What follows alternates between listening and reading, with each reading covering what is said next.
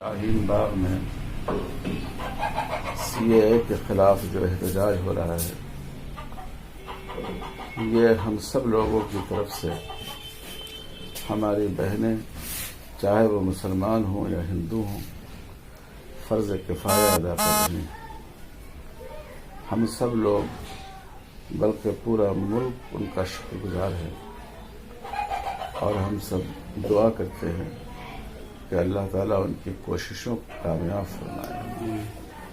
شاہین باغ ظلم کے خلاف آواز کا ایک عنوان بن چکا ہے، اور اسی نام سے ہندوستان کے مختلف شہروں میں دھرنوں کا آغاز ہو گیا ہے۔ اور بڑی اہم بات یہ ہے کہ من جانب اللہ ایسا ہوا کہ اس احتجاج میں ہماری بہنوں نے بڑی حد تک قائدانہ کردار ادا کیا۔ اس موقع سے میں اپنے تمام بھائیوں سے دو باتیں واضح کرنا چاہتا ہوں۔ ایک بات یہ ہے کہ اس احتجاج کی شروعات جامعہ ملیہ سے ہوئی،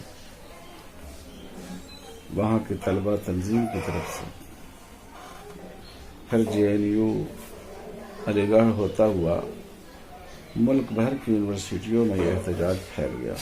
عثمانی یونیورسٹی حیدرآباد میں بھی احتجاج ہوا، لکھنؤ یونیورسٹی میں بھی ہوا، یہاں تک کہ بنارس ہندو یونیورسٹی میں بھی احتجاج ہوا۔ یہ جہاں اس بات کا پتہ دیتا ہے کہ ہماری نئی پیڑھی، ہمارے نوجوان، ہمارے طلبہ شعور رکھتے ہیں ملک کے حالات کا، اور وہ فرقہ پرستی سے اوپر اٹھ کر ملک کے دستور اور اس کی آزادی کو بچانا چاہتے ہیں۔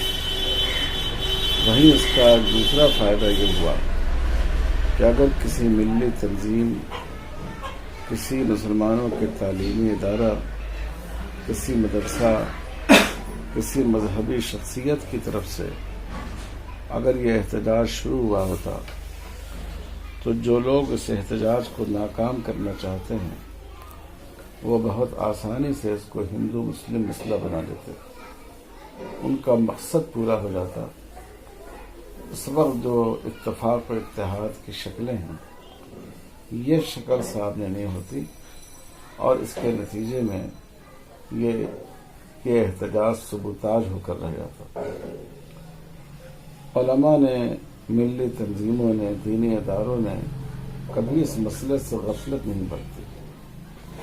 انہوں نے لکھا بھی، انہوں نے نوجوانوں کی تقویت کے فیصلے بھی کیے، لیکن اس بات کی کوشش کی کہ وہ اس احتجاج کا چہرہ نہیں بنے۔ اس سے لوگوں کو بدگمانی اور غلط فہمی نہیں ہونی چاہیے، کیونکہ یہ مصلحت کا تقاضا تھا۔